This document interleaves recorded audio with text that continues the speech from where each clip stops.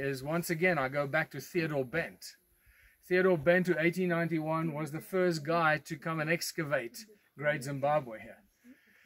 And he did an incredible job. All the stuff, all these excavations down here, originally from Theodore Bent's excavations. What he tells us in his book is that he found evidence of at least 2,000 years of gold mining civilizations that occupied this part of the world and these ruins here. And the same can be said for other ruins that he excavated in Zimbabwe. And therefore, whatever we read about more recent activities, who built it, why it was built, all the African kings and tribes and so forth, and even the Arabs that lay claim, or some people believe that this was reconstructed or built by the Arabs. Those are all just ideas and theories. I think that the evidence shows that this goes back a lot further in time, just like the stone circles in South Africa, and this is clearly part of this ancient civilization. You've seen the aerial photographs of this. It is very clearly a circular structure with channels running away from it, connecting to other circular structures. There are not many aerial photographs available of Great Zimbabwe. Hopefully we're going to change that today, if I can get the drone up in the air. So we, for the first time, get some real aerial footage of this place, which does not exist. So it's a very important time for us to be here right now to make some of these discoveries. What else can I tell you? The stone circles in South Africa, very clearly the original structures have no doors and entrances. We have the benefit of knowing that from archaeological studies done in the 30s already. Now, Great Zimbabwe has not been explored much since 1930 was the 1930 or 39 was the last time that major archaeological excavations have been done here. Some very light archaeological activity happened here since then, but nothing significant. As you can see, this place is an archaeological time bomb.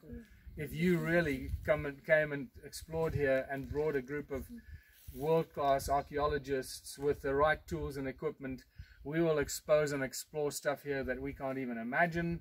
As you walk around away from here, you will see what I mean. There's stuff lying buried everywhere. Trees and grass are growing over it, weeds are growing over it, and nothing is being explored. And once again, it comes down to that one thing that is destroying our world, called money. There's just not enough money to come and explore this place. So we need to change that. We need to find those conscious millionaires. We need to find those conscious billionaires and let them throw millions of dollars at this so that we can share some new exciting news and information with the world. Because here we can do it. I think Egypt is shut down. They locked Egypt down. You're not going to be able to do anything there. But this, I think we could probably still work with the local government, the local authorities, and do something significant here.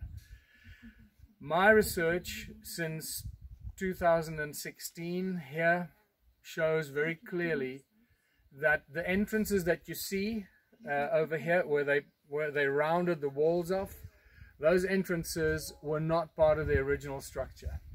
If you follow the roots, follow the foundations below, and you look carefully what's going on with the stones in the foundations and where the entrances have been made, it very clearly indicates that these entrances were made after the structure was originally constructed.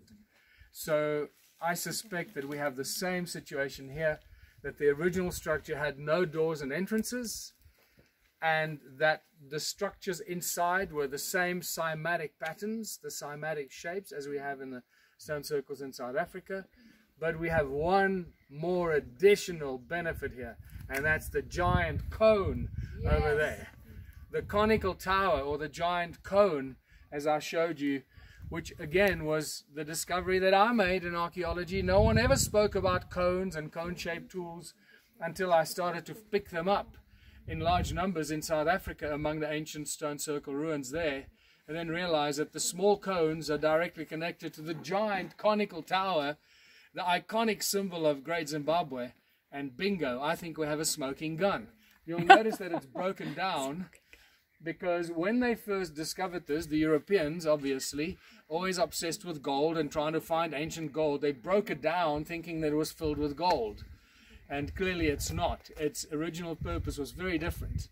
Now, so we have very clear, still physical evidence of a cone-shaped structure, a giant conical tower, but we may have had two conical towers. That one over there could have been the other conical tower. Now, if that's the case, and we had two conical towers inside this structure, we're dealing with an incredibly powerful ancient machine that we can't even imagine. Imagine the energy that these walls create, vibrating non-stop, and then these two cones inside this vibrating structure, shooting up laser beams up into the sky. Whatever those were for, I don't know at this stage. Again, we come back to some of the ideas and suggestions that possibly this was all to do with geoengineering, terraforming, creating a habitable atmosphere, a habitable climate for humanity, so that they could do the work they were doing here. And once again, this comes back to Anunnaki. The Anunnaki, Zechariah Sitchin talks about the Anunnaki from the Sumerian translations and the transcripts, and Great Zimbabwe is very clearly described several times in the translations that Sitchin has done. So I have no doubt that this part here, Great Zimbabwe, together with the rest of the South African stone circle ruins, the millions of them that we have, was part of the giant Anunnaki gold mining empire that was constructed here hundreds of thousands of years ago. And that is why it is so difficult to decipher, because it's so bloody old. And our minds can't comprehend those kind of dates going back that far, because so much has changed. And the problem with it is that these hordes of people and tribes and Europeans and Africans come and they reconstruct it and they mess it up, and it's very difficult to find the original structures. So we've got to be very careful about the conclusions we reach and have our minds open so we can change our conclusions if we find new evidence. And I'm very happy to say that my conclusions have changed over the last 10 years that I've been visiting this place, and it keeps changing. Yesterday when I walked up the Acropolis, up the hilltop, I suddenly had a completely new idea about what that was about.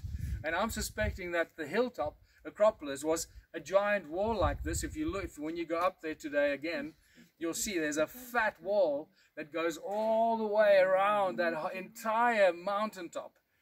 And at a few places they have reconstructed small conical towers, small versions of this. Now, I can't imagine they would have constructed them because they had an idea to build a conical tower. They must have seen it somewhere that gave them the idea that these conical towers were originally on the original structures, and therefore they reconstructed about 4 or 5 of them. I'm suspecting that that original wall on top there was a giant wall going all the way around with small cones going all the way along the top of that wall, which would have made that an incredibly powerful machine. And why do I keep coming back to this? Because, let me remind you once again, all ancient structures, whether it's pyramids, whether it's Borobudur, whether it's Machu Picchu, whether it's the temples in Egypt, all these ancient structures that we find were originally constructed as machines. There's actually a great book that was published in about 2006 by a Hong Kong, American, Chinese author, I forget his name, but it's called God's Machines.